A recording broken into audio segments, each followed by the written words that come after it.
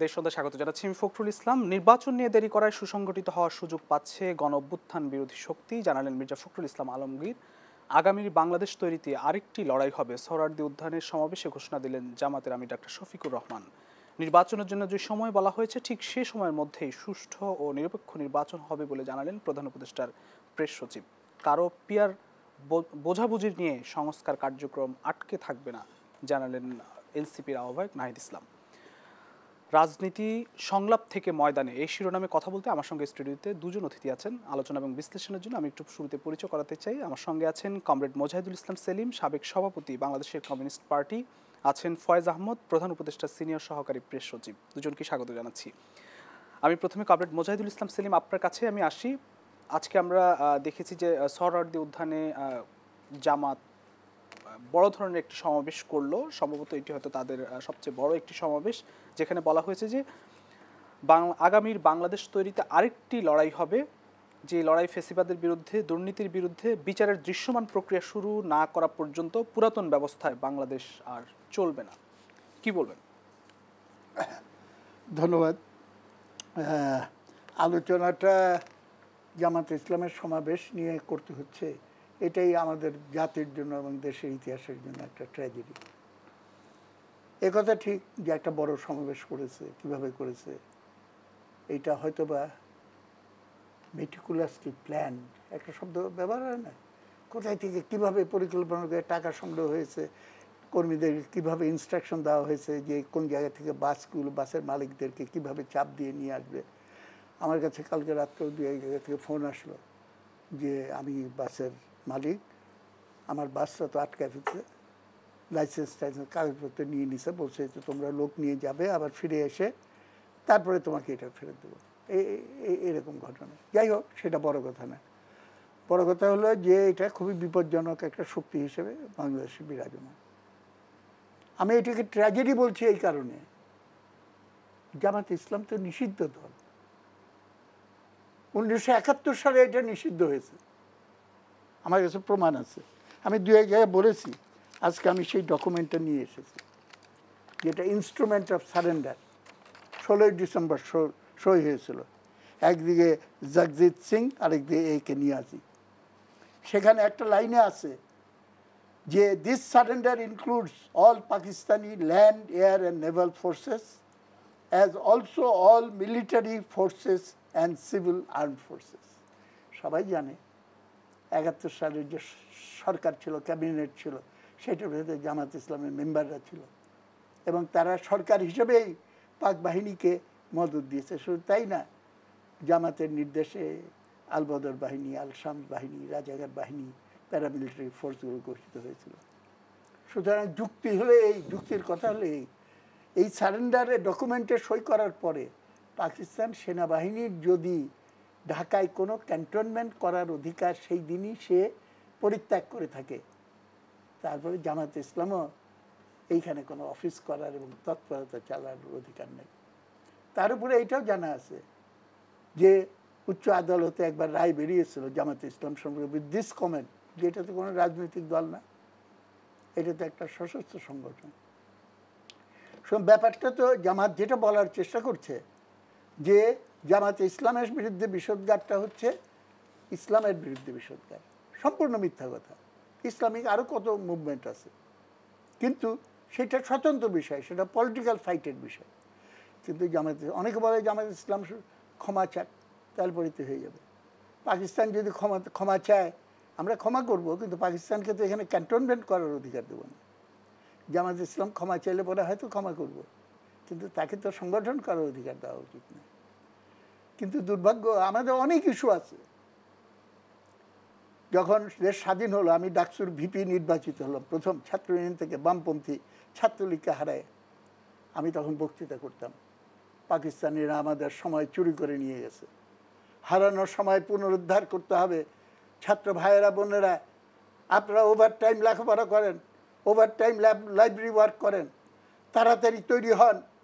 এই দেশ গড়ে তোলার জন্য আমাদের অনেক, সমাজতন্ত্রের পথে দেশকে এগিয়ে নিয়ে যাওয়ার জন্য আমাদের অনেক কারিগর লাগবে, সৈনিক লাগবে, সেটার জন্য তৈরি হন। আমাদের এজেন্ডা হবে সেই দিকে, এবং সেইটা আজকে ধ্বংস হতে হতে রুগ্ন হতে হতে দেশের অবস্থা এমন জায়গায় চলে গেছে যে আমরা ফ্যাসিস্ট স্বৈরাচারের ভেতরে ঢুকিয়ে দেওয়া হয়েছিল। আমাদের এই যে সময়টা নষ্ট হয়েছে এটা পুনরুদ্ধার করতে হবে যত তাড়াতাড়ি সম্ভব।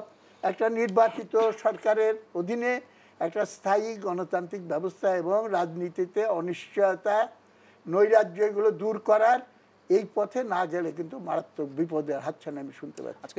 এবং লাস্ট আমি বলতে চাই, অধ্যত্বপূর্ণ একটা কথা বললো, আরেকটা লড়াই শুরু করতে। লড়াই বলতে কি বুঝেছেন সেটা বুঝতে পারছি না। এটা যদি হয় রাজনৈতিক লড়াই সে ঠিক আছে, আরেকটা যুদ্ধ যদি তুমি মিন করে থাকেন তাহলে তো এটা সাংঘাতিক একটা অধ্যত্বপূর্ণ একটা হুমকি তিনি দেওয়ার চেষ্টা করছেন। তারা 7 দফা দাবি পেশ করেছেন যেখানে পিআর পদ্ধতির কথা বলা আছে। পিআর পদ্ধতি আমরা দেখেছি যে ঐক্যমত কমিশন হয়েছে, সেখানে সংলাপ হয়েছে সংস্কারের বিষয়গুলো নিয়ে এবং প্রায় শেষ পর্যায়ে আপনারা বলে থাকেন পিআর পদ্ধতি নিয়ে আসলে এই সংলাপের যে বিষয়টি সেটি রাজপথে চলে আসলো কিনা। পিআর এর প্রপোজিশন প্রথম কমিউনিস্ট পার্টি দিয়েছিল এবং আমি সম্ভবত 2011 সালে এটা সেমিনার করে সেখানে অনেক বড় বড় ছিল, একের পর এক সেমিনার করে কত প্রচার করেছে। ইলেকশন কমিশনের ফাইল দেখেন, সেখানে দেখা যাবে কমিউনিস্ট পার্টির প্রপোজাল। আজকে তারা বলছে, আমরা তো কোনোদিন এইটা বলি নাই যে তুমি যদি পিআর না মানো মাথায় হাতুড়ি পিটাবো। আমরা বলেছি আমি পিআর মানছি, আরেকজন মানে না। Who will decide? Who will decide? আমি স্পষ্ট করে বলতে চাই, সংবিধানে লেখা আছে প্রজাতন্ত্রের মালিক হলো জনগণ। সুতরাং যেটা যার মালিক, যে মালিক, তার অনুমতি এবং অংশগ্রহণ ছাড়া কিচ্ছু করা চলবে না। তারপর এটা সহজ সমাধান। আমাদের পিআর হবে না কি হবে সেইটা আমরা যেহেতু অ্যাগ্রি করতে পারছি না, এবং আমি স্ট্রংলি এটার পক্ষে, কিন্তু সবাই যদি অ্যাগ্রি না করে, আর সবাই অ্যাগ্রি করলেও জনগণের মতামত ছাড়া এবং তার অংশগ্রহণ ছাড়া তো এটা আমরা সাকসেসফুল করতে পারবো না। ওই নরম ভিত্তির উপরে আমি সংস্কার, এই পিআর বা অন্য যে কোনো সংস্কার, সেটা পিআরের উপরে এত গুরুত্ব। আজকে কেউ খাবে কেউ খাবে না, বৈষম্য বিরোধী আন্দোলন বলেছে। আপনার এই অনুষ্ঠানে আমি বলেছিলাম আজকে চা বাগানের শ্রমিকের বেতন হলো 170 টাকা, বাড়ায় হলো 178 টাকা। এই বছর আরও 8 টাকা বাড়ায় 8.5 টাকা বেড়েছে, বাড়ায় 178 টাকা 50 পয়সা। এই যে 8.5 টাকা একটা ডিমের দামও হয় না। এইটা নিয়ে কোনো কথা নেই। তারা বলতো যতদিন শ্রমিকের বেতন ন্যূনতম তারা যেটা দাবি করেছে, আগে ছিল 20,000 টাকা, এখন দাবি উঠে গেছে 30,000 টাকা, কারণ জিনিসের দাম বেড়েছে, খুবই স্বাভাবিক। যতদিন 30,000 টাকা মিনিমাম ওয়েজের আইন পাস না হচ্ছে ততদিন আমরা লং মার্চ চালিয়ে যাবো। তাহলে পরে বুঝতাম যে তারা পিআর ইস্যুতে এই যে মত দ্বিমত আমরা লক্ষ্য করছি, এতে আসলে সংস্কারের ভবিষ্যৎ কি? এই যে সংস্কার বা জুলাই সনদ করার কথা বলা, এটা সংস্কার তো এই সরকারের ম্যান্ডেট না। এই সরকারের ম্যান্ডেট হলো একটা ইলেকশনের মাধ্যমে গণতান্ত্রিক পরিবেশে জনগণের উপরে দায়িত্ব দেওয়া, to decide on all controversies and basic issues, এবং সেইটার জন্য প্রস্তুতি কাজ চলুক। আরে খালি এটা মনে করাই দিতে চাই, শাহাবুদ্দিন সাহেব যখন দায়িত্ব নিলেন এরশাদের পতনের পর, ইলেকশন করতে কতদিন লেগেছিল? 3 মাসও লাগেনি তো, সম্ভবত 78 দিনে কতদিন এরকম। রহমান সোবান 9 ভলিউম 9 কতগুলো যেন করেছিলেন,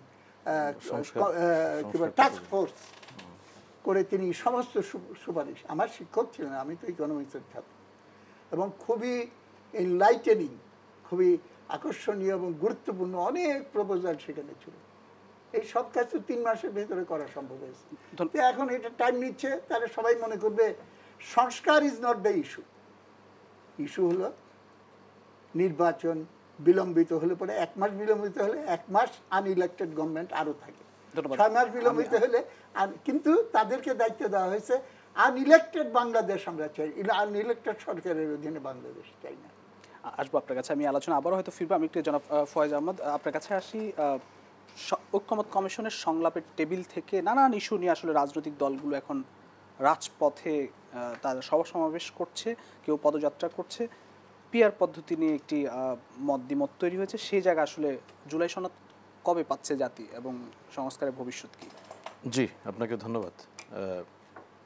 সেলিম ভাইকে শুভেচ্ছা, আমার অগ্রজ বড় ভাই। এবং যারা দেখছেন তাদেরও শুভেচ্ছা। দেখুন, সংলাপ অর্থাৎ আপনি যেটা মিন করছেন, জাতীয় ঐক্যমত্য কমিশনের এই মুহূর্তে যেই রাজনৈতিক দলগুলির সঙ্গে সংস্কার বিষয়ে সংলাপ চলছে, সেই সংলাপের মাঠ থেকে পলিটিক্যাল পার্টিগুলি ঠিক ময়দানে কিনা, রাজপথে কিনা, সেটি তো প্রশ্ন। জি, দেখুন, রাজনৈতিক দলগুলি এই সংলাপে সক্রিয় অংশগ্রহণ করার পাশাপাশি তাদের অপরাপর রাজনৈতিক কর্মসূচি শুরু থেকে চালিয়ে আসছে। সেক্ষেত্রে একাধিক দল ইতিমধ্যে, সেটা আমি বলবো যে বিএনপি, জামায়াত আজকে করলো, ইসলামী আন্দোলন বাংলাদেশ করলো, আরও বেশ কয়েকটি পলিটিক্যাল পার্টি বেশ বড় বড় কিছু কর্মসূচি রাজধানীতেই পালন করেছে। সেগুলির সঙ্গে ঐক্যমত্য কমিশনের যেই চলমান সংলাপ, সেটার কোনো বিরোধ আমি দেখি না। কী কারণে দেখি না আপনাকে বলি।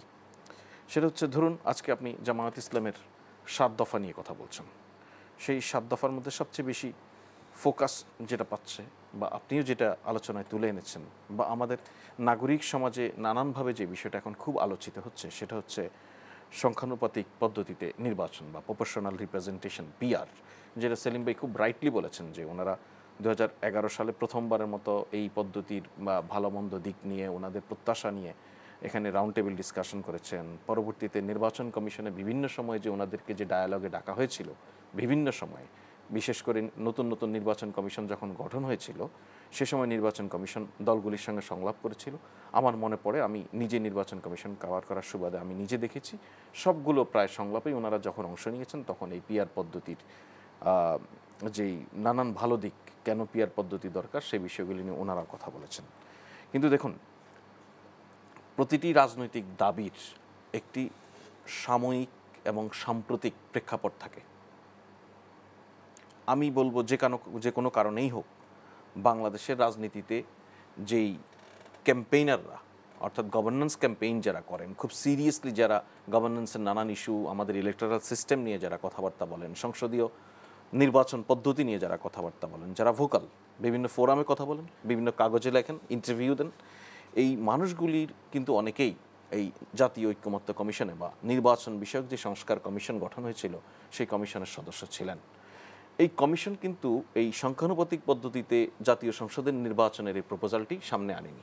আমি বলবো সেটার একটা ঐতিহাসিক বাস্তবতা তৈরি হয়েছে, যে বাস্তবতায় এই সময়ে এই পদ্ধতিটাকে তারা হয়তো লজিক্যাল মনে করেননি। কিন্তু আমরা দেখলাম যে জাতীয় ঐক্যমত্য কমিশন গঠনের পর সেই কমিশন যখন সবগুলি পলিটিক্যাল পার্টিকে নিয়ে সংলাপে বসেছে, সেই সংলাপে এসে সংসদের যেই নিম্নকক্ষ এবং উচ্চকক্ষ, এই আইডিয়া নিয়ে যে আলোচনাটা হচ্ছে, সেই আলোচনার একটা প্রেক্ষাপটে এসে সংসদের যে প্রস্তাবিত উচ্চকক্ষ, অর্থাৎ বেশ কিছু বিএনপিও উচ্চকক্ষের বিষয়ে বিএনপি পরিষ্কার, তাদের যে 31 দফা যে সংস্কার প্রস্তাব, সেই প্রস্তাবের সম্ভবত 5 নম্বরেই উচ্চকক্ষের কথা বলা আছে। পলিটিক্যাল পার্টিগুলি উচ্চকক্ষের বিষয়ে তাদের মতামত দিয়েছে। পলিটিক্যাল পার্টিগুলির অধিকাংশই বলছে যে অন্তত সংসদের উচ্চকক্ষ নির্বাচনের ক্ষেত্রে, সেখানে যে প্রতিনিধি নির্বাচন হবে, সেই নির্বাচনের ক্ষেত্রে পিআর পদ্ধতিটা অবলম্বন করা উচিত। এই পিআরের বিষয়ে আবার 2 ধরনের মত এসেছে। বিএনপির পক্ষ থেকে বলা হচ্ছে যে পিআরটা হবে নিম্নকক্ষের যে সংখ্যাগরিষ্ঠতা, নিম্নকক্ষের যেই সংখ্যানুপাত, সেই সংখ্যানুপাতেই উচ্চকক্ষের সংখ্যানুপাত হবে। অর্থাৎ যেটা এখন এক্সিস্টিং আমাদের যে সংরক্ষিত নারী আসন, সেই আসনের বিদ্যমান পদ্ধতিটাকেই উচ্চকক্ষের জন্য চাচ্ছেন। অপরদিকে বেশ কিছু রাজনৈতিক দল বলছে যে না, উচ্চকক্ষের সিট বন্টনের বিষয়টা হওয়া উচিত ভোটের সংখ্যানুপাতের ভিত্তিতে। তাহলে সংসদে নির্বাচনে অংশ নেওয়া দলগুলির যদি মিনিমাম 1%, 2%, 5% ভোটও যারা পেয়েছে, তাদের এক ধরনের প্রতিনিধিত্ব করার সুযোগ তৈরি হবে। এটা নিয়ে একটা দারুণ ডিসকাশন এখন পর্যন্ত এই জাতীয় ঐক্যমত্য কমিশনে চলছে। জাতীয় ঐক্যমত্য কমিশনের কোনো প্রকার কোনো আলোচনার যে সমস্ত বিষয়বস্তু বা এজেন্ডা, এ সমস্ত কোনো এজেন্ডাতেই জাতীয় নির্বাচনের পদ্ধতি হিসেবে পিআর পদ্ধতি এজেন্ডাভুক্ত নয়। সুতরাং ওই আলোচনায় এই যে ডায়ালগটি হচ্ছে, সংলাপটি হচ্ছে, সেই সংলাপের কোথাও নিম্নকক্ষের বা এক্সিস্টিং যে সংসদ আছে আমাদের জাতীয় সংসদ ব্যবস্থায়, এই ব্যবস্থায় পিআর পদ্ধতি নিয়ে কোনো আলোচনা হচ্ছে না। কিন্তু আমরা হঠাৎ করে দেখলাম যে ইসলামী আন্দোলন বাংলাদেশ একটি বড় সড়ক কর্মসূচি পালন করেছে সোহরাওয়ার্দী উদ্যানে। আজকে যেই ভেন্যুতে জামায়াতে ইসলামী তাদের কর্মসূচি পালন করেছে এই পিআর পদ্ধতির দাবি নিয়ে।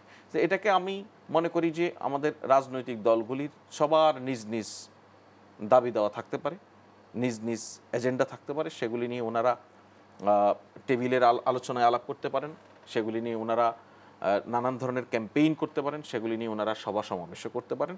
এটা আমি তার সেই রাজনৈতিক অধিকারের জায়গা থেকে দেখি, এবং আমি মনে করি এই সমস্যাগুলি যে সমাধান, এই সমাধানগুলি আলটিমেটলি টেবিলের আলোচনাতেই শেষ হবে। কারণ কোনো অবস্থাতেই আমরা আমাদের এক্সিস্টিং যে সমস্ত ক্রিয়াশীল পলিটিক্যাল পার্টিস রয়েছে, এই পার্টিগুলির মধ্যে এমন কোনো মৌলিক দূরত্ব এখনো সৃষ্টি হয় নাই, যেই দূরত্ব হচ্ছে আওয়ামী লীগ এবং বিএনপির মধ্যে আমরা দেখেছিলাম দীর্ঘদিন, যে কারণে আওয়ামী লীগ এবং বিএনপি মুখ দেখা দেখি সামাজিক পরিসরেও বিয়ে শাদীর অনুষ্ঠানেও মুখ দেখা দেখি বন্ধ হয়ে গেছিল। ওরকম বাস্তবতা যখন তৈরি হয় নাই, তখন আমরা আশা করি পলিটিক্যাল পার্টিগুলি নিজেরা আলোচনার ভিত্তিতে একটা সিদ্ধান্তে আসতে পারবেন, এবং তাদের এই সিদ্ধান্তের আলোকেই যে জুলাই সনদের কথা আপনি বলছেন, যে সেই জুলাই সনদটা সরকারের ইচ্ছা ছিল, খুবই ইচ্ছা ছিল যে 15 জুলাইয়ের মধ্যে করা, কিন্তু এই সংলাপে আশানুরূপভাবে সব কিছুতে ওই জায়গায় পৌঁছানো যায়নি যে জুলাই 15 তারিখের মধ্যেই করা, সেটা সম্ভব হয়নি। আশা করা যাচ্ছে যে জুলাইয়ের মধ্যেই করার বিষয়ে সবগুলি পক্ষই আন্তরিক হবে। ধন্যবাদ। আমি আলোচনা আবারও ফিরবো একটি বিরতি থেকে ফিরে এসে। প্রিয় দর্শক, দেশ সন্ধানী একটা ছোট্ট বিরতি, ফিরছি একটু পর, সঙ্গেই থাকুন।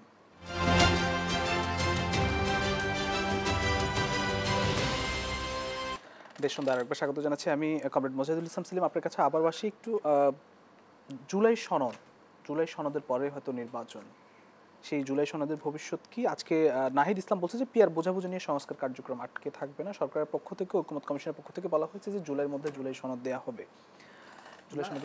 জুলাই সনদ সম্পর্কে দুই রকম আইডিয়া থাকতে পারে। একটা হলো এই আন্দোলনের যেটুক, এটা অনন্ত, তার পরিধি তো অনন্ত বিস্তৃত না, সেটা একটা নির্দিষ্ট পরিপ্রেক্ষিতে নির্দিষ্ট লড়াইয়ের ভেতর দিয়ে হয়েছে। আমরা সবাই জানি, আমরা তো সেটা অংশীদার ছিলাম। আমি তো গণ অভ্যুত্থান অনেক দেখেছি, 69-এর গণ অভ্যুত্থান, সেন্টার ফরওয়ার্ডের প্লেয়ার ছিলাম, এরশাদ বিরোধী গণ আন্দোলন। এইবারও ফিজিক্যালি অতটা থাকতে পারি নাই, কিন্তু আই ওয়াজ টোটালি ইনভলভ। আন্দোলনটা হলো কিভাবে? এটা হলো কোটা ইস্যু, এবং যখন আন্দোলন তুঙ্গে সামনের দিকে অগ্রসর হচ্ছে, মানুষের ভেতরে আওয়াজ উঠে গেছে, এক দফা এক দাবি, হাসিনা তুই কবে যাবি। তবুও তো এই যে গায়েবী জায়গা থেকে যারা নির্দেশ দিচ্ছে, তারা এদের স্বীকার করছে না। 8 দফা দাবি দিল, সেখানে কোটা সংক্রান্ত দাবির সঙ্গে পরবর্তীকালে আরেকটা খুবই গুরুত্বপূর্ণ সামনে চলে আসলো, সে হত্যার বিচার করতে হবে, হত্যাকাণ্ড বন্ধ করতে হবে। সাংবাদিকরা জিজ্ঞেস করলো, আপনারা কি কোনো রাজনৈতিক স্লোগান দেবেন? না। আপনারা কি সরকারের পদত্যাগ চান? না। এইটার সঙ্গে কোনো কানেকশন নেই।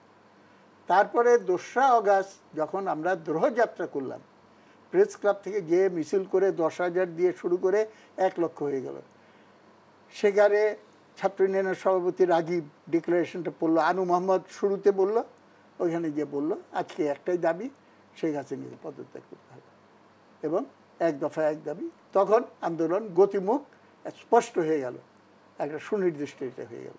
এখন এইটা অবশ্যই এইটা মানুষের স্বতঃস্ফূর্ত গণ অভ্যুত্থান, এইখানে একটু বলে নিই, এই প্রশ্নের জবাব আমি এখনো পাইনি, আশা করি জবাবটা পাবো। এক মুখে বলা হচ্ছে যে এটা স্বতঃস্ফূর্ত গণ অভ্যুত্থান, সেই একই মুখে যদি বলা হয় ইট ওয়াজ মিটাকুলাসলি প্ল্যান, অ্যান্ড এইটার পেছনে একটা মাস্টার মাইন্ড ছিল, মাস্টার মাইন্ড অ্যান্ড মিটাকুলাসলি প্ল্যানিংয়ের সঙ্গে স্বতঃস্ফূর্ততা একবারে সম্পূর্ণ বিপরীত। এবং এই যে মিটাকুলাসলি প্ল্যান, এরকম একটা আইডিয়া মনের ভেতরে ধারণ করে আছে, এইটার ফলে কিন্তু এখনও মানে গণ অভ্যুত্থান উত্তর পরিস্থিতি কিভাবে পরিচালনা করাবে, এই ক্ষেত্রেও এইটা কিন্তু একটা গ্যাম্বলিংয়ের ভেতরে চলে গেছে, জুয়া খেলার ভেতরে চলে গেছে। এবং পরিস্থিতির বাস্তবতা এগুলো বিচার না করে একটা বড় বড় দিচ্ছে। এখন সংলাপের কথা বলা হচ্ছে, সংস্কারের কথা বলা হচ্ছে, পরিবর্তনের কথা বলা হচ্ছে, এবং এটা না হলে কিছু করতে দেওয়া হবে না। মনে রাখতে হবে, সংস্কার এবং পরিবর্তন সামনের দিকে হইতে পারে, আমরা সামনের দিকে আগাইতে চাই, কিন্তু পিছন দিকেও তো সংস্কার হইতে পারে। সংস্কার করে আমাদের যদি মধ্যযুগের দিকে নিয়ে যেতে চায়, সেইটা তো কিছুতেই জনগণ বরদাস্ত করবে না। এখন আপনি যে নির্দিষ্টভাবে বলছেন যে এই জুলাই সনদের ব্যাপারে এতই কেন, আমার সংস্কার তো একটা মৌলিক সংস্কারগুলো আমি আগেই বলেছি, জনগণ হলো প্রজাতন্ত্রের মালিক, সুতরাং জনগণকে দায়িত্ব দেওয়া উচিত। কিন্তু নির্বাচনটা অবাধ এবং নিরপেক্ষ করার জন্য যেইটুক দরকার সেইটুকু আমার করতে হবে। একটা প্রশ্ন আমি করতে চাই এবং আমি আশা করি জবাব পাবো। সেইটা হলো নাহিদ সাহেব যেটা বললেন, আমার বয়স অনেক ছোট, সামনাসামনি কথা হয়নি করে দিন, তাকে কোট করে যেটা বললেন যে পিআর না হলে পরে না, পিআর বোঝাবুঝি নিয়ে সংস্কার আটকে থাকবে না। হ্যাঁ, পিআরের বোঝাবুঝি নিয়ে সংস্কার কার্যক্রম বোঝাবুঝি মানে বিএনপি বলেছে যে পিআর তো মানুষ বুঝে উঠতে পারে নাই, আমরাই ভালো করে বুঝে উঠ নেই, সুতরাং এইটা করে সংস্কার করবে এবং না করলে পরে আরেকটা অভিযান। বিএনপি বলছে যে তারা পিআর চায় না। চায় না নাহিদ বলেছে, এটা মিন করেছে না, বিএনপি বলছে। হ্যাঁ, বিএনপি চায় না, ঠিক আছে, আমি তো বলছি ইন্ডিপেন্ডেন্ট অপিনিয়ন। সম্ভবত নাহিদ ইসলামের বক্তব্যটা না, আমি অন্য প্রশ্ন নাকি নাহিদকে উল্লেখ করে বলছি না, সকলের মুখেই বলা হচ্ছে যে আগে সংস্কার তারপরে নির্বাচন। কারণ নির্বাচন করার মতো যদি সংস্কার আগে করে না নেই তাহলে নির্বাচন তো ভালো হবে না। তো সংস্কার তো সব জায়গায় দরকার, বিচার ব্যবস্থার সংস্কার দরকার নেই? তাহলে নির্বাচন ব্যবস্থায় পিআর সহ সংস্কার না করে যদি নির্বাচন না করাটাও উপযুক্ত না হয়, তাহলে বিচার ব্যবস্থার সংস্কার না করে ট্রাইব্যুনালে চালু করলেন কেন আপনি? ওই ট্রাইব্যুনালে তো ন্যায় বিচার পাওয়া যাবে না আপনার কথা অনুযায়ী, এবং সুষ্ঠু নির্বাচনের ফলাফল তো আমি এটাতে পাবো না, কন্ট্রাডিক্টরি হয়ে যাচ্ছে, দ্বৈততা হয়ে যায়। সুতরাং এইটা আমার ধারণা, যতটা না সংস্কার এবং সমাজকে সামনের দিকে অগ্রসর করা, ত্রুটিগুলোকে দূর করা, এইটার ভেতরে আরেকটা ইনহেরেন্ট ব্যাপার আছে, একটা ভয় যে আমরা তো চিরদিন ক্ষমতায় থাকবো না, ওর জন্য একটা লিগ্যাল অ্যামনেস্টি এনশিওর করার জন্য, সেটা যদি কনস্টিটিউশনালি এমবেড করার জন্য through a declaration, constitutional amendment অন্য যাই কিছু হোক না হোক, এই সনদের ভেতর দিয়ে একটা ডিক্লারেশন যদি কনস্টিটিউশনে ঢুকায় দেওয়া হয়, এবং কেউ কেউ চাচ্ছে এটা ভূমিকায় ঢুকাইতে, বিএনপি বলেছে এটা অ্যাপেন্ডিক্স হিসাবে, হ্যাঁ, সংযোজনী হিসাবে ঢুকানো, আমি যতদূর শুনেছি। এইগুলো নিয়ে তর্ক বিতর্ক, কিন্তু আসল পারপাস হলো যে আমাদের গায়ে হাত পড়বে না, এইটা ইনস্যুরেন্স। আপনি যে স্বতঃস্ফূর্ত গণঅভ্যুত্থানের কথা বললেন, মানুষ যে পরিবর্তনের আশা এই স্বতঃস্ফূর্ত গণঅভ্যুত্থান করলো, এবার আপনি আসলে কতটা আশাবাদী? এই যে সংস্কার কমিশন এতদিন ধরে সংস্কার করছে, জুলাই সনদ আসবে হয়তো এই মাসে। শোনেন, সংস্কার নিয়ে যে ইস্যুগুলো আলোচিত হচ্ছে সেগুলো হলো ফর্ম অফ গভর্নেন্স, কিন্তু কন্টেন্ট অফ দ্য গভর্নেন্স সেইটা নিয়ে কোনো হাতই দেয়নি। মনে রাখতে হবে, রাজনীতি হলো অর্থনীতিরই ঘনীভূত প্রকাশ। অর্থনীতিতে যদি আপনি মালিকানা সিস্টেম যেটা বর্তমানে আছে, ব্যক্তি মালিকানা সিস্টেম, অবাধ লুটপাটের সুযোগ এবং দেশি বিদেশি সবটা, তা না হলে গোপন এজেন্ডায় কীভাবে আমাদের চট্টগ্রাম পোর্ট লাভজনকভাবে চলছে, এইটা একটা আমিরাতের কন্ট্রোল আমেরিকান কোম্পানি, সেটাকে দিয়ে দেওয়ার জন্য তৎপরতা চলল, কিংবা আমাদের ওইখানে একটা আর্মামেন্টস কারখানা করার জন্য ইয়ে হলো, একটা হিউম্যানিটেরিয়ান করিডর নামে আমাদের ইনভলভ করে ফেলছে এইখানকার ইয়ের ভেতরে, without the consent and knowledge and discussion. এবং আমাদের সম্ভবত একজন কর্মকর্তা আমাদের রেভিনিউ বিভাগে, তাকে চাকরিচ্যুত করা হয়েছে কী অভিযোগে? তুমি আমেরিকান প্রপোজাল এবং এইটার উপরে যে আলাপ আলোচনা হয়েছে সেটা তুমি লিক আউট করে দিছো কেন? এখন যেই সরকার প্রতিষ্ঠিত হয়েছে, অন্তর্বর্তী সরকার, এই কথা বলে যে পূর্বতন ফ্যাসিস্ট সরকার গোপন চুক্তি করেছে এবং গোপন চুক্তি সব প্রকাশ করতে হবে, সেই সরকার এসে গোপনে গোপনে চুক্তি করেছে এবং একজন এটা কেন প্রকাশ করে দিল সেটা অপরাধ হিসেবে গণ্য করছে।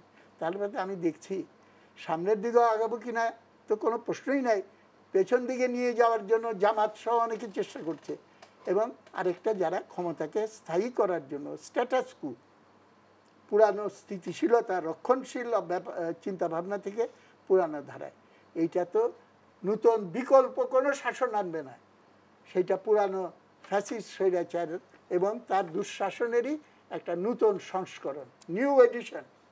জনগণ পুরানো দুঃশাসনের নিউ এডিশনের জন্য রক্ত দেয়নি, তারা রক্ত দিয়েছে প্রগতির পথে নূতন অগ্রগতি সাধনের জন্য। আসবো আপনার কাছে, খুবই চমৎকার আলোচনা। আমি জনাব ফয়েজ আহমেদ আপনার কাছে আসি। আজকে প্রধান উপদেষ্টা প্রেস সচিব আপনারই সহকর্মী বলেছেন যে নির্বাচনের জন্য যে সময় বলা হয়েছে সেই সময়ের মধ্যে সুষ্ঠু নিরপেক্ষ নির্বাচন হবে। নির্বাচন নিয়ে এখনও তো বিভিন্ন রাজনীতিক বা মানুষের মধ্যে একটি শঙ্কা আছে। নির্বাচনে যদি আপনারা একটি স্পষ্ট মাসের কথা বলেছেন, নির্বাচনের ভবিষ্যৎ কি বা সে প্রস্তুতির দিকে সরকার কি এগোচ্ছে? দেখুন 2014 সালে ডিসেম্বরে যে নির্বাচন অনুষ্ঠিত হয়েছিল, অর্থাৎ যেটাকে বলা হচ্ছে যে এই বিনা প্রতিদ্বন্দ্বিতায় সব পাশ করে গেছে, ওই নির্বাচনের ঠিক আগের রাতেও আমাদের কেন জানি মনে হচ্ছিল যে এরকম একটা ভোট কি হয়ে যেতে পারে, ভোট মনে হবে না। আগের রাতেও ভোট মনে হবে না, এরকম একটা বিষয় মনে হচ্ছিল। বাংলাদেশের মানুষ এতটা নির্বাচন প্রেমী, ভোট নিয়ে এত ভাবে, তো এদেশের মানুষ ভোট নিয়ে ওই অর্থে কোনো অনিশ্চয়তা দেখে না, বরং ভোট নিয়ে নানানমুখী আলোচনায় থাকে। এর ফলে আলোচনার সুবিধার্থে কেউ এটাকে অনিশ্চয়তা বলে, কেউ এটাকে নানান ধরনের চ্যালেঞ্জ বলে। আমি শুধু আপনাকে এক লাইনে বলি যে মাননীয় প্রধান উপদেষ্টা নির্বাচন বিষয়ে যেই সময়ের কথা বলেছেন, একদম শুরু থেকে যদি বলি যে উনি দায়িত্ব গ্রহণের 4 মাস পর জাতির উদ্দেশ্যে দেওয়া ভাষণে যে কথাটি বলেছেন, এখনও সেখান থেকে এক চুলো সরেননি। সুতরাং নির্বাচন নিয়ে কোনো পক্ষের, বিশেষ করে রাজনৈতিক দলগুলির মধ্যে কোনো রকম অনিশ্চয়তা আছে বলে আমাদের কাছে মনে হয় না, কারণ সবগুলি কার্যক্রম, তাদের অংশগ্রহণ সব কিছু নির্বাচনমুখী এবং সহযোগিতা পাওয়া যাচ্ছে। আমার ছোট্ট ছোট্ট করে কয়েকটি রিপ্লাই দেওয়া আছে সেলিম ভাইয়ের বক্তব্যে। যেমন মেটিকুলাসলি ডিজাইন এবং মাস্টার মাইন্ড এই বিষয় নিয়ে বলেছেন। সেলিম ভাইরা রাজনীতিকে যেই উচ্চতা থেকে দেখেছেন এবং জীবনভর যে রাজনীতি করেছেন, ওনাদের বর্ণাঢ্য রাজনৈতিক জীবন, ওনাদের রাজনৈতিক আন্ডারস্ট্যান্ডিং নিয়ে আমাদের কোনো ধরনের কনফিউশন নেই। কিন্তু এটা তো বাস্তবতা যে ভাই যেটা বলছিলেন, ভাইয়ের বক্তব্যে কিন্তু পরিষ্কার যে এই যে গণমানুষের অংশগ্রহণটা শুরু হলো জুলাই অভ্যুত্থানে, এটা একটি আন্দোলন থেকে, ন্যায্য দাবির প্রেক্ষিতে একটি আন্দোলন থেকে পরবর্তীতে একটি গণ আন্দোলনে পরিণত হওয়া, গণ আন্দোলন গণ অভ্যুত্থানে রূপ লাভ করা, এটা তো একটা প্রক্রিয়াগত অংশ। একটা পর্যায় পর্যন্ত প্রত্যেকটা জিনিসকে তো যারা আন্দোলনের সঙ্গে সক্রিয়ভাবে ডিজাইন করেছে, প্ল্যান করেছে, তাদেরকে সেটা মাথা খাটিয়ে কি প্রোগ্রাম দেয়া যায়, কি ধরনের প্রোগ্রাম, ধরুন আপনি বাংলা ব্লকেট একটা প্রোগ্রামের নাম, এর বাংলা মানে কি, আমি যে অবরোধ, অবরোধ শুনতে শুনতে শুনতে শুনতে এই দেশের মানুষ বিরক্ত। তখন ইয়াং জেনারেশনের কাছে মনে হচ্ছে যে আমরা শব্দগত একটা পরিবর্তন আনি, যেটা কমিউনিকেশনের পলিটিক্স খুব দারুণ কাজ করেছে, মানুষ দেখেছে নতুন কিছু। ধরুন আপনার আবু সাঈদের মৃত্যুর আগ পর্যন্ত এক ধরনের পরিকল্পনা, তারা আন্দোলন এভাবে এগিয়ে নিয়ে যাবে, তাদের দাবি আদায় করবে। আবু সাঈদের মৃত্যুর পর কিন্তু আন্দোলন কর্মসূচি হয়তো কেউ ঘোষণা করেছে, কিন্তু এটা কারো হাতে একক নিয়ন্ত্রণ থাকেনি, মানুষ নেমে পড়েছে। মা যখন তার কোলের সন্তানকে নিয়ে বাসা থেকে নেমে আসে রাস্তায়, তখন এটা কারো ডিজাইন, কারো আহ্বান নয়, এটা তার আকুতি, তার দাবি নিয়ে সে নেমে আসে। সুতরাং সেই জায়গাগুলিতে কিছু জায়গায় যে মেটিকুলাস ডিজাইন বলেন, কিছু জায়গায় মাস্টার মাইন্ড বলেন, এগুলি প্রত্যেকটা সামান্য, সেলিম ভাইরা জানেন কৃষি আন্দোলনেও থাকা লাগে, রিক্সা আন্দোলনেও থাকা লাগে। কৃষি আন্দোলনে যে ডি ক্লাস মানুষের জন্য আপনি রাজনীতি করছেন, সে হয়তো তার রাজনৈতিক কর্মসূচি ঠিক করতে পারছে না, আরবান একজন পলিটিশিয়ান গিয়ে তার কর্মসূচি ঠিক করে দিচ্ছে, তাকে আপনি কি বলবেন? সে হয়তো ওই আন্দোলনের মাস্টার মাইন্ড, সেই হয়তো তার ওই আন্দোলনের মেটিকুলাস ডিজাইন করছে। আমি এগুলিকে শুধুমাত্র ওয়ার্ড হিসেবে দেখতে চাই, পলিটিক্সের জায়গায় এগুলি সেলিম ভাইরা অনেক বেশি জানেন আমাদের থেকে। ট্রাইব্যুনাল নিয়ে যেটা বলেছেন, যে দেখুন উনি খুব ব্রাইটলি পয়েন্ট আউট করেছেন যে বিচার বিভাগের সংস্কার ছাড়া বা ওই পার্টিকুলার যে আপনি ট্রাইব্যুনাল শুরু করছেন সেটার সংস্কার ছাড়া যদি বিচার হয়, তাহলে তো সেটাও বিচার হবে, ন্যায় বিচার বঞ্চিত হবে, মানুষের সুযোগ থাকেই। সেজন্য আমি বলি, জাস্ট ইনফরমেশনটা দিয়ে রাখি, আন্তর্জাতিক অপরাধ ট্রাইব্যুনালের যে আইন, সেই আইন এই সরকার দায়িত্ব গ্রহণের পরপরই এই আইনটা সংশোধন করা হয়েছে।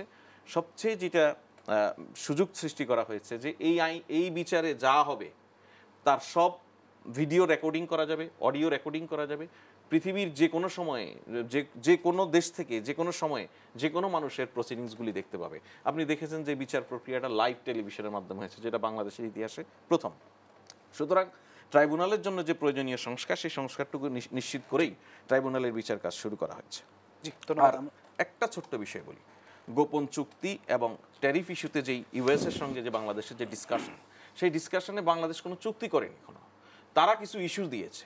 দেখুন সেলিম ভাই, আপনি গভর্নমেন্টের সার্ভিস করেন, আপনি গভর্নমেন্টের জব করেন, আপনার কাছে, আপনি কিন্তু গভর্নমেন্টের জব করা মানে আপনার কাছে গভর্নমেন্টের গোপনীয়তার নিরাপত্তার শপথ আপনাকে নিতে হবে। সেই জায়গাটা, যেই আলোচনাটা হচ্ছে ওই এন্ড থেকে এখন পর্যন্ত শর্ত হচ্ছে এটা এখন পর্যন্ত আমরা ডিসক্লোজ করব না। বাংলাদেশ এখন এগ্রিমেন্টে যায়নি, গোপন কোনো চুক্তি হয়নি, এটা under discussion on the way. সেই সময়ে যেই বিষয়গুলি নিয়ে ডিসকাশন হচ্ছে, যেখানে অ্যাডভাইজার বলছেন যে এই বিষয়টা এখনই ডিসক্লোজ করার মতো সারা দুনিয়াতে এরকম দ্বিপাক্ষিক আলোচনায়, এবং এটা তো আমার দেশের সঙ্গে আমার দেশের পার্টিকুলার কোনো ইস্যুতে তো হঠাৎ করে তৈরি হয়নি, এটা সারা দুনিয়ার জন্য একটা সমস্যা তৈরি হয়েছে।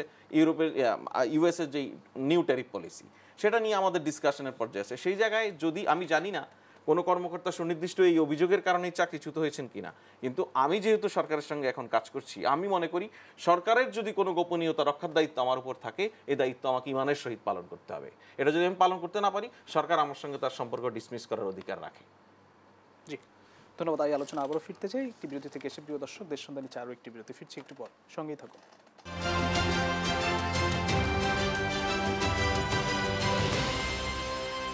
দেশ সন্ধ্যা আরেকবার স্বাগত জানাচ্ছি। আমি কমরেড মজিদুল ইসলাম সেলিম। আপনার কাছে আসি, বিচারের দৃশ্যমান প্রক্রিয়া শুরু না হওয়া পর্যন্ত পুরাতন ব্যবস্থায় বাংলাদেশ চলবে না, এটি আজকে জামাতের সমাবেশ থেকে জামাতের আমির বলেছেন।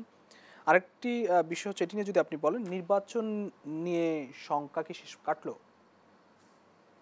নির্বাচনে তো স্পষ্ট কথা বলেছেনি। প্রথমটা কি বললেন যেন?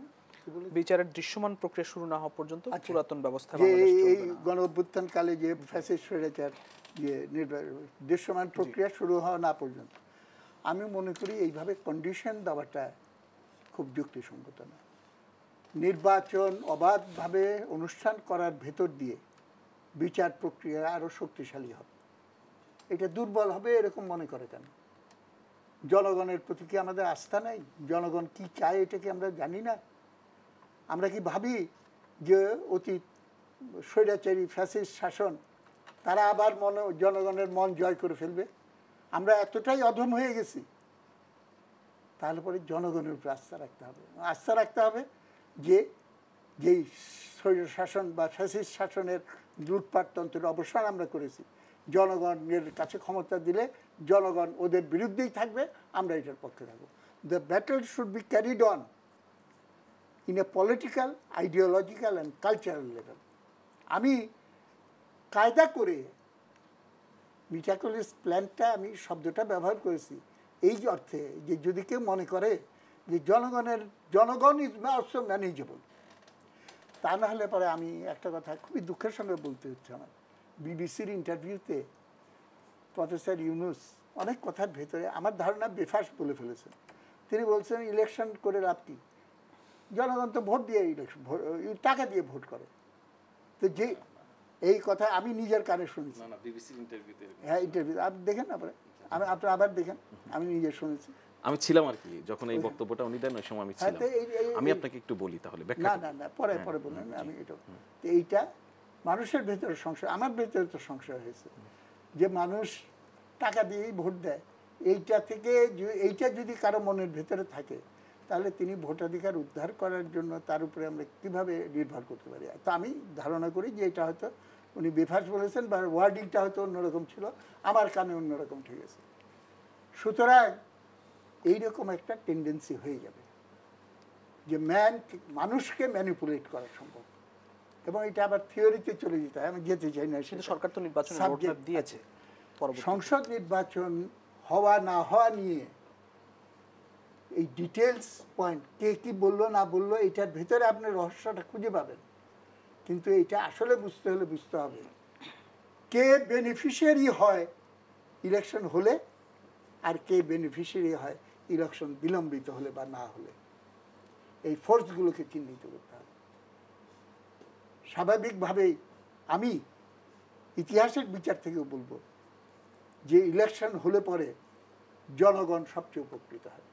সঙ্গে সঙ্গে আপনি যদি খণ্ডিতভাবে বিচার করেন, রাজনৈতিক শক্তি হিসেবে বিচার করেন, উপস্থিত সকলের ধারণা যে বিএনপি এর দ্বারা বেনিফিটেড হবে।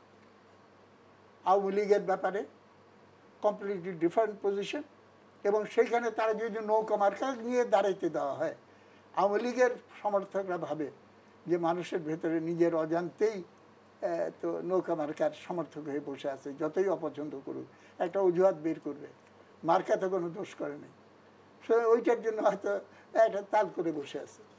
কিন্তু আমাকে তো এটা ফাইট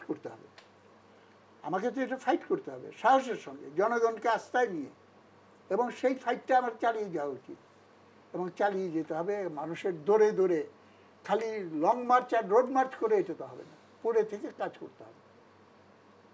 এবং আজকে যদি সরকার তার আস্থা নির্বাচন সঠিকভাবে দিতে পারবে, এই আস্থাটা যদি নিয়ে আসতে চায়, তাহলে একটা ব্যাপারে খুব সতর্ক, অন্য কিছু করতে পারুক আর না করুক, level playing field must be ensure, এবং সরকারের কোনো দিকে আনুকূল্য যাতে না থাকে সেইটা নিশ্চিত করা। রাজনীতিতে এখন অস্থিরতা দেখেন? অস্থিরতা, জি, আমি তো বললাম অস্থিরতা আজকে দেখি, কালকে, আজকে নাও থাকতে পারে, কালকে হবে, কালকে দেখতেছি পরশু নাও থাকতে পারে। আমি এইগুলো খোঁজ করে লাভ নেই, অবশ্যই হবে। আপনি ক্যারাম বোর্ড খেলেন, ক্যারাম বোর্ডের ভিতরে দেখবেন স্ট্রাইকার ডান দিকে মারে, গুটি যায় বাঁ দিকে, আপনি বুঝবেনই না। এত পাক্কা প্লেয়ার, বুর্জুয়া রাজনীতির ছল চাতুরি, আপনি বুঝবেনই না কি করছে। স্লোগান দেবে একটা, কিন্তু আসল উদ্দেশ্য আরেকটা, সংস্কার সংস্কার সংস্কার। কিংবা আওয়ামী লীগ এখন বলছে মুক্তিযুদ্ধের চেতনা, মুক্তিযুদ্ধের চেতনা, মুক্তিযুদ্ধের চেতনা সর্বনাশ করে গেছে আওয়ামী লীগ। আওয়ামী লীগ মুক্তিযুদ্ধের চেতনার যে বয়ান দিয়েছে, এটা ইনকারেক্ট বয়ান, এবং এটা স্বার্থ সিদ্ধি করার জন্য এই বয়ানের বিকৃতি করা হয়েছে। মুক্তিযুদ্ধ খালি শেখ মুজিবের সৃষ্টি না, মুক্তিযুদ্ধ শুধু আওয়ামী লীগের সৃষ্টি না, এটা ইলা মিত্রের সৃষ্টি, এটা মনি সিংয়ের সৃষ্টি, এটা কৃষক, ক্ষেতমজুর, শ্রমিক আন্দোলন বছরের পর বছর ধরে চলেছে। সেই সবটার শীর্ষ পরিণতি হলো এই জায়গাটা। এখন শীর্ষ খেলায় 1.5 ঘন্টার ফুটবল খেলা হয়, গোলটা দেয় ম্যারাডোনা। এখন এর আগে মিডফিল্ডে যারা কাজ করলো, অমুক করলো, সবটা যদি বলি যে সবটাই হলো ম্যারাডোনার মাইন্ড থেকে এসেছে, he is the master mind, আমি এই অর্থে বলেছিলাম। এবং ম্যারাডোনা ঠিকমতো মাস্টার মাইন্ডটা অ্যাপ্লাই করে নেই দেখে ব্রাজিল, আর্জেন্টিনা হেরে গেল। এইটা যদি কেউ মনে করে রাজনীতির খেলা সম্পর্কে, রাজনীতির পদক্ষেপ নেওয়ার ক্ষেত্রে, সেটা ভুল হবে বলে আমি মনে করি। ধন্যবাদ। আমি জনাব ফয়েজ আহমেদ আপনাকে দিয়ে শেষ আর একটা আমি বলতে যাচ্ছিলাম, জি, আমার মিসআন্ডারস্ট্যান্ড করলো মনে হয়, সেকেন্ড একটা আপনি করলেন আমাকে, কোথায় লিখে রাখলাম, ট্রাইব্যুনালের আইন সংশোধন করেছে। তো এরকম টুকটাক আইন সংশোধন, তো এটা তো কোনো সাংবিধানিক সংশোধন দরকার হয়নি না। তারপরে সংস্কারটা মিন করা হচ্ছে সাংবিধানিক সংশোধন, মৌলিক কতগুলো ব্যাপার সম্পর্কে। কিন্তু দেখেন ইন্টারেস্টিং, মৌলিক সংস্কারের ভিতরে আসল হলো অর্থনীতি, কোনো অর্থনীতির পয়েন্ট কিন্তু ধরা হয়নি। ব্যক্তি মালিকানা এবং বাজার অর্থনীতি নির্ভর যে নয়া উদারবাদী অর্থনীতি দর্শন, সেটা শুনে অনুসরণই করা হচ্ছে না। সেটা আজকে আরেকটা বললো যে বিদেশের সঙ্গে দেন দেওয়া হচ্ছে, আমরা কি একসেপ্ট করে নিচ্ছি ট্রাম্পের যে 30% ট্যারিফ দিচ্ছে এবং করছে, আমরা কি সেটার সঙ্গে আমি কিভাবে কি করব? এইখানে আমি মনে করি যে জনগণকে কনফিডেন্সে নিয়ে যে we are in a deep trouble, economically আমার কতগুলো পজিশন নিতে হবে, তোমাদের একটু কষ্ট করতে হবে, কিছু বুদ্ধি বাইর করলে করো, this are the negotiation going on, এটা কোনো অসুবিধা আমি দেখি। ধন্যবাদ জনাব ফয়েজ আহমেদ। অর্থনৈতিক সংস্কার আসলে অবশ্যই সরকার যখন একটা ডিসকাশন যদি দেন, তখন ডিসকাশন লেভেলের আলোচনাটা, ডিসকাশনটা এটা এক্সপোজ করা একটা জেন্টলম্যান এর কাণ্ড নয়। দেশের স্থিতিশীলতা বলি, সংস্কার কিংবা নির্বাচন নিয়ে সরকারের প্রতি অনেক আকাঙ্ক্ষা আছে, সেই পথে আসলে বা মানুষের স্বপ্নের পথে কতটা? ওকে, আমি একটা করে পয়েন্ট ছোট্ট করে বলে চলে যাই। প্রথম কথা হচ্ছে যে সেলিম ভাই হচ্ছে ব্যক্তি মালিকানা বা আমাদের পুঁজিতান্ত্রিক যে ব্যবস্থা, এই ব্যবস্থা নিয়ে যেই আইডিয়াটা বলবেন, সেটা আসলে ওনার একটা দীর্ঘ রাজনৈতিক পজিশন আছে, উনি সেটাকে অবশ্যই প্রমোট করবেন, সেটাকে নিয়ে বলার চেষ্টা করবেন। কিন্তু আমাদের বাস্তবতায় আমরা যেই বাজার ব্যবস্থার মধ্যে আছি, সেই জায়গায় ঠিক আপনি যেরকম সংস্কার প্রত্যাশা করবেন সেটা খুব ডিফিকাল্ট। সেটার জন্য সবচেয়ে ভালো কমিউনিস্ট পার্টি সহ আমাদের বামপন্থী রাজনৈতিকগুলি দলগুলির যে ম্যানিফেস্টো আসবে সামনে নির্বাচনে, সেটার মধ্যে দিয়ে একটা সুযোগ তৈরি হবে মানুষ যদি সেটাকে অ্যাকসেপ্ট করে। এটা একটা বিষয়। আরেকটা, জি প্লিজ, ৭১ কি সমাজতন্ত্র গ্রহণ করা হয়নি? না, মানুষের ম্যান্ডেট নিয়ে করা হয়। আমি কোনো আর্গুমেন্টে যাচ্ছি না সেই জায়গায়, আমিও সেই ব্যবস্থা আসলে আমি ব্যক্তিগতভাবে খুব খুশি। তাহলে পরে আপনি বর্তমান ব্যবস্থা বহাল রাখেন। আচ্ছা, এখন আরেকটা হচ্ছে আমাদের, আমি আপনাকে সেলিম ভাই একটু বলি যে সংস্কারের যেই মৌলিক বিষয়গুলি নিয়ে ব্যাপক আলোচনা আমাদের হচ্ছে, এর বাহিরে ছোটখাটো আপনি যেটা বলছিলেন যে এটার জন্য তো সংবিধান সংস্কার করতে হয়নি। সংবিধান সংস্কার করতে হয়, এরকম সংস্কারের আলোচনাটা একদম সংস্কারের লাস্ট স্টেজে হচ্ছে। আনফর্চুনেটলি প্রায় ১,৫০০ নানান মন্ত্রণালয় বিভাগে নানান জায়গায় প্রায় ১৫০০-এর মতো এরকম ছোটোখাটো সংস্কার কার্যক্রম ইতিমধ্যে সম্পন্ন হয়েছে, যেগুলি কার্যক্রমের মধ্য দিয়ে আসলে প্রতিফলিত হবে। সেগুলি সামনে অল অফ এ সাডেন এসে সামনে আমার হাজির হবে না, যেটা একটা সংস্কার। ধরুন আপনি হজ ব্যবস্থাপনায় একটা বড় সংস্কার। আমাদের বিদেশে যে প্রবাসীরা যারা যায় তারা প্রচুর এয়ার টিকিট কেনার জন্য প্রচুর টাকা দেওয়া লাগতো, সেই জায়গাটা একটা বড় সংস্কার, সেটা অর্ধেকেরও নিচে নেমে এসেছে সেই খরচটা। তারপর আপনি ট্রাইব্যুনালের আইন বিভাগে ব্যাপক সংস্কারের কার্যক্রম হয়েছে। সুতরাং এই জায়গাগুলিতে প্রায় ১৫০০-এর মতো সংস্কার ছোটোখাটো এরকম আইন সংশোধন করা। আর এই সরকারের আসার পর যদি আপনি ফিনান্সিয়াল সেক্টরে বলেন, আপনি দেখুন ব্যাংকিং সেক্টরে মানুষের আস্থা ফিরেছে কিনা। এগুলি নানান সংস্কারমূলক কার্যক্রম, ব্যাংকিং সেক্টরে মানুষের এখন ব্যাপকভাবে আস্থা ফিরেছে। মানুষ টাকা তুলে নিয়ে, শেখ হাসিনার শেষ সময়ও যেটা হচ্ছিল মানুষ টাকা তোলার জন্য সিরিয়াল দিচ্ছিল, সেই বাস্তবতা এখন নেই। এটা গেল একটা। আরেকটা বিষয় আমি আপনাকে বলে যেটা শেষ করতে চাই, সেটা হচ্ছে যে বিচারের দৃশ্যমান অগ্রগতির কথা বলেছে জামাত। এই বিচার বলতে আমি যতটুকু বুঝি, ভাইও যেটা বললেন যে হয়তো জুলাই গণ অভ্যুত্থানের এই বিচারটাকেই, যে গণহত্যা সেই সময়কার বিচার, এই কথাটা বলা হচ্ছে। দেখুন, প্রথম কথা হচ্ছে সরকারের বিচার নিয়ে আন্তরিকতার কোনো ঘাটতি নেই।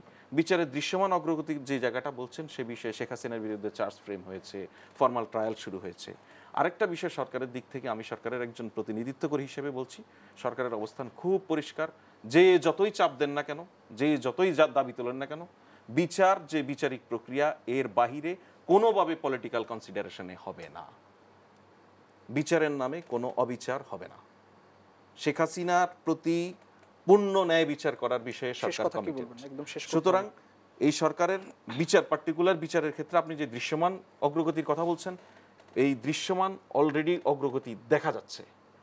এখন যদি আপনি মনে করেন যে আপনি প্রত্যাশা করবেন এখনই কারো ক্যাপিটাল পানিশমেন্টের দিকে যেতে হবে, এখনই কাউকে খালাস দিতে হবে, এই বাস্তবতা বাংলাদেশের বিচার ব্যবস্থায় না, পৃথিবীর কোথাও নেই। আপনি যদি এর আগে এই ট্রাইব্যুনালের যদি পূর্বের বিচারের কথা আনেন, কোনো বিচারই 2 বছরের নিচে শেষ করা যায়নি, পলিটিক্যাল ইন্টারেস্ট নিয়ে, পলিটিক্যাল স্বার্থ নিয়ে বিচার করার পরেও। এই সরকার কোনোভাবেই এই বিচারের কাজকে এমনভাবে জাতির কাছে, বিশ্বের কাছে উপস্থাপিত করতে চায় না যাতে কোনো মানুষ ন্যায় বিচার বঞ্চিত হয়, এটা এনশিওর করবেই। সুতরাং এটাতে চাপ দিয়ে কোনো লাভ নেই। নির্বাচনের অনিশ্চয়তার বিষয় এসব নিয়ে দেখে কোনো লাভ নেই। নির্বাচন মাননীয় প্রধান উপদেষ্টা যে সময় বলেছেন সেই সময়ের মধ্যেই হবে। অসংখ্য ধন্যবাদ জানাব ফয়েজ আহমদ এবং কমরেড মোজাহিদুল ইসলাম সেলিম, দুজনকে আবারও ধন্যবাদ জানাচ্ছি। প্রিয় দর্শক, দেশ সন্ধ্যা আজ এখানে শেষ করছি। আবার দেখা হবে আগামী একই সময় অন্য কোনো অতিথিদের নিয়ে। সেই পর্যন্ত সবাই ভালো থাকবেন, সুস্থ থাকবেন। শুভ সন্ধ্যা।